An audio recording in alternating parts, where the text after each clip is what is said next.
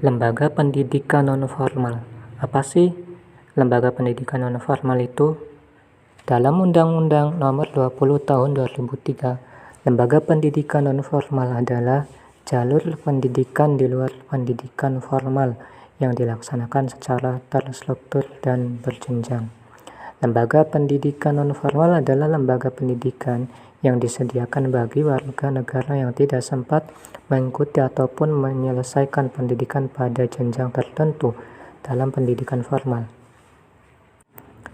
Adapun program-program pendidikan non-formal yang disetarakan dengan pendidikan formal contohnya adalah Kejar Paket A, B, dan C.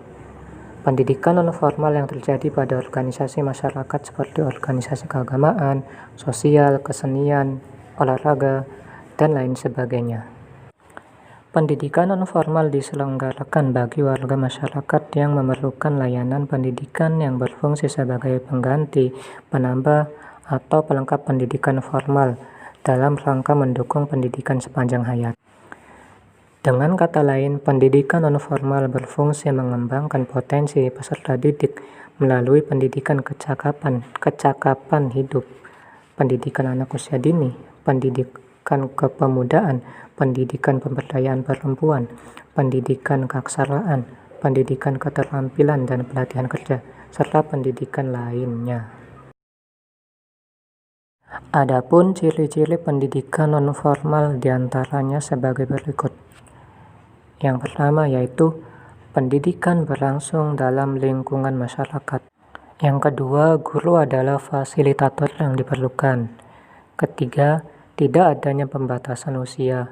Keempat, materi pelajaran praktis disesuaikan dengan kebutuhan pragmatis. Selanjutnya, waktu pendidikan singkat dan materi padat. Kemudian, memiliki manajemen terpadu dan terarah. Dan terakhir, pembelajaran bertujuan membekali peserta dengan keterampilan khusus untuk persiapan diri dalam dunia kerja. Kemudian, lembaga pendidikan informal.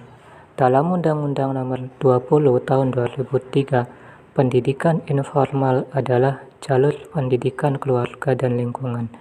Lembaga pendidikan informal adalah pendidikan yang ruang lingkupnya lebih terarah pada keluarga dan masyarakat. Pendidikan keluarga adalah pendidikan pertama dan utama. Dikatakan pertama karena bayi atau anak pertama kali berkenalan dengan lingkungan dan mendapatkan pembinaan dari sebuah anggota keluarga.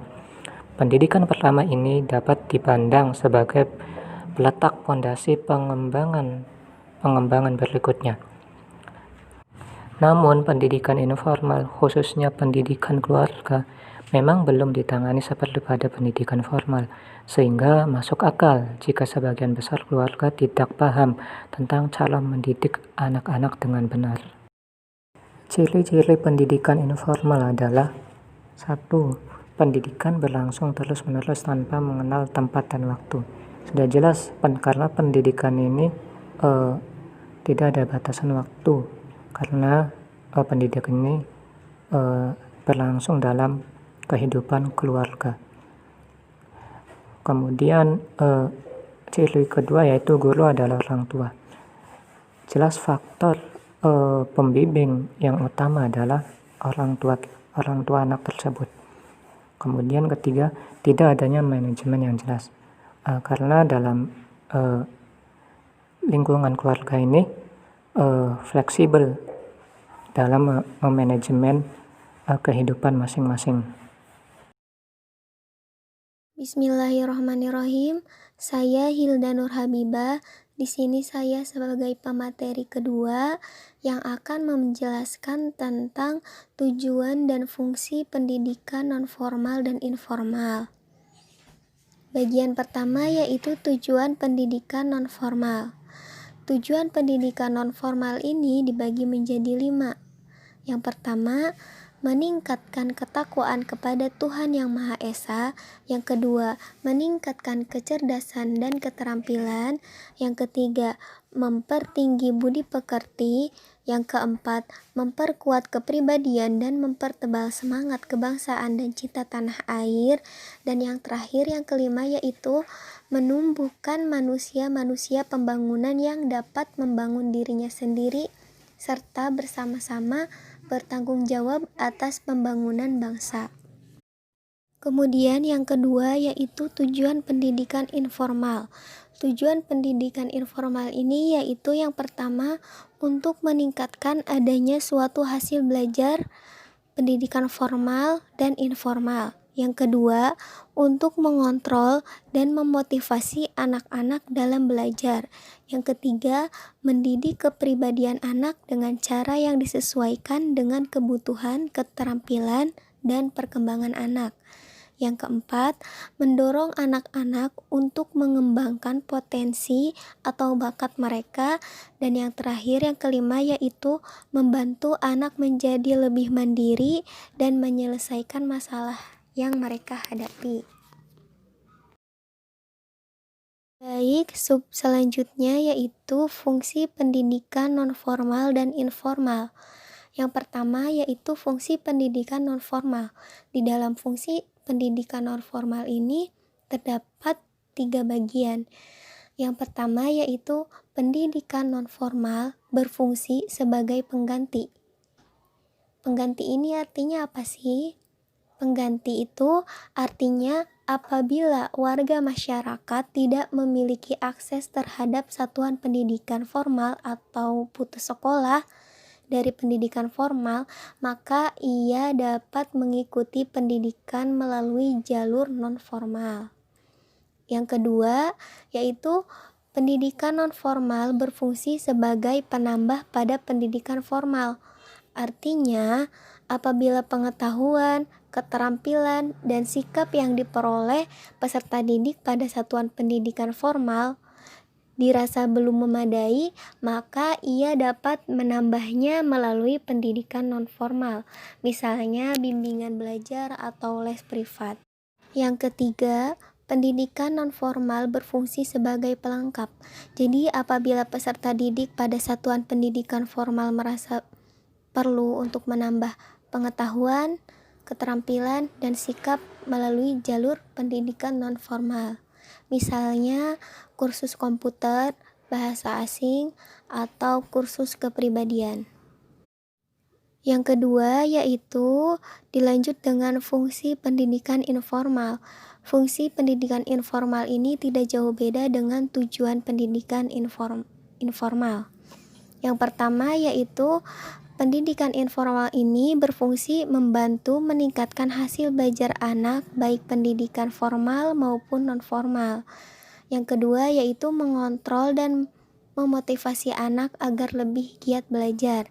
Yang ketiga, membantu pertumbuhan fisik dan mental anak baik dari dalam keluarga maupun lingkungan.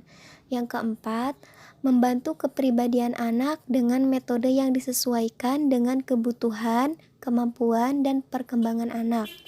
Yang kelima, memotivasi anak agar mampu mengembangkan potensi atau bakat yang dimilikinya.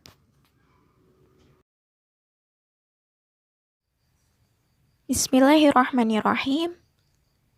Saya Wati Ratnaningsih. Di sini akan mencoba menjelaskan tentang lembaga pendidikan non-formal dan informal dalam penerapan pendidikan multikultural. Dalam mengimplementasikan pendidikan multikultural ke dalam pendidikan agama yang berorientasi pada muatan, Zakiuddin Badawi meminjam pendapatnya James. Menurutnya, pendekatan yaitu terdiri dari pendekatan kontributif, adiktif, transformatif, dan aksi sosial.